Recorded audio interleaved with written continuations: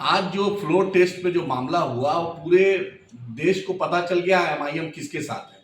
राजद ने हमारे एमएलए को तोड़ा, तब भी हमने बीजेपी के खिलाफ जाकर आरजेडी का साथ दिया। जो तेजस्वी यादव मुसलमानों के मुद्दे पे कभी नहीं बोलेंगे, लेकिन तब भी एमआईएम ने बीजेपी को हराने के लिए तेजस्वी यादव का साथ दिया। बड़हरिया में 9 साल के बच्चे को उठा दिया, तेजस्वी यादव नहीं बोले। बिहार शरीफ में दंगा हुआ, तेजस्वी यादव नहीं बोले। सासाराम में दंगा हुआ, तेजस्वी यादव नहीं बोले।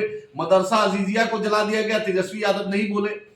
आप मॉब लिंचिंग हुई, तेजस्वी यादव नहीं बोले। अररिया में एसएसबी ने उठा लिया, तेजस्वी यादव नहीं बोले। मुसलमानों के मुद्दे पर आज तक तेजस्वी यादव नहीं बोलते हैं, लेकिन मेरे एमएलए को भी इन्होंने तोड़ा, तब भी हमने बीजेपी को हराने के लिए साथ दिया। और हम पर बी टीम का इल्जाम लगता है।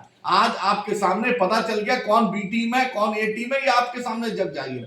एमआईएम बीजेपी के खिलाफ थी, है और क्यामत की सुबह तक रहेगी इंशाअल्लाह ताला। हमारा स्टैंड क्लियर। सबका एमएलए को मुर्गी के दरबा की तरह बैठाया, बंद किया जा रहा था। हमारा एमएलए अख्तर ईमान साहब अपने क्षेत्र में आवाम के बीच थे। यही एमआईएम की पहचान है, यही बैरिस्टर असदुद्दीन ओवैसी साहब की तरबियत है, यही एमआईएम का आइडियोलॉजी है। हम किसी के सामने न झुकते हैं न डरते हैं, सिवाय अल्लाह के आगे।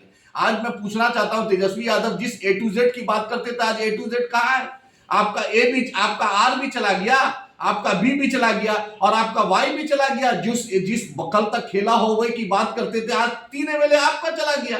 और एमआईएम पे इल्जाम, तेजस्वी यादव, ये अहंकार तोड़िए। आप लालू जी में वो अहंकार नहीं था, लालू जी सबको लेके चलते थे। आपका स्पीकर साहब शहाबुद्दीन साहब की पुण्यतिथि में जाने में प्रोटोकॉल की बात करता है।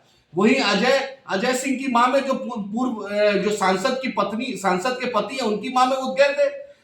शहाबुद्दीन साहब के परिवार को नेशनल एग्जीक्यूटिव से हटा दिया गया। किसी एक मुसलमानों के मुद्दे पर तेजस्वी यादव नहीं बोलते। लालू जी का वक्त था तो तस्लीमुद्दीन साहब दिखते थे, शहाबुद्दीन साहब दिखते थे, अब्दुल गफूर साहब दिखते थे।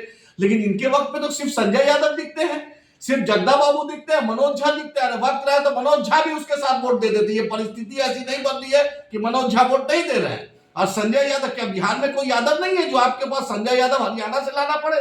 आप बताइए, आप दिख गया ना आपके सामने कि क्या स्टैंड है, किसका क्या है। एमआईएम डंके की चोट पे अपने आइडियोलॉजी के साथ है। मैं बिहार के मुसलमानों को, मजलूमों को, सीमांचल के लोगों को बोलना चाहता हूं, आज आपने देख लिया कि एमआईएम का क्या स्टैंड है। हमारे खंजर भी घोंपा गया, हमारे साथ ज्यादती भी हुई, तब भी बीजेपी के खिलाफ हम रहते हैं, क्योंकि हमारा आइडियोलॉजी क्लियर है।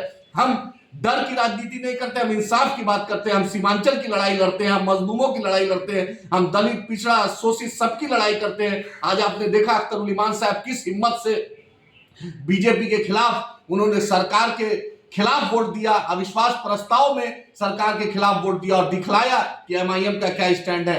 कल जो बी टीम बोलते थे, उनके सूरत पे थूक पेटने से मुंह पर थूक पड़ता है। उनको पता चलना चाहिए कि बैरिस्टर असदुद्दीन ओवैसी साहब का जो शागिर्द है वो कभी झुकता नहीं है, कभी डरता नहीं, अपने स्टैंड पे क्लियर रहता है। आज उम्मीद है कि आपको आज एमआईएम के स्टैंड से पता चला होगा कि हम किसके साथ हैं। और आने वाला भविष्य एमआईएम को मजबूत कीजिए, सीमांचल की लड़ाई में हमारा साथ दीजिए। बैरिस्टर असदुद्दीन ओवैसी साहब, अकबर साहब, अख्तर ईमान साहब को मजबूत करके सीमांचल ही नहीं, बिहार में एक मुसलमानों मजलूमों की एक बेबाक आवाज को ताकत दीजिए। शुक्रिया।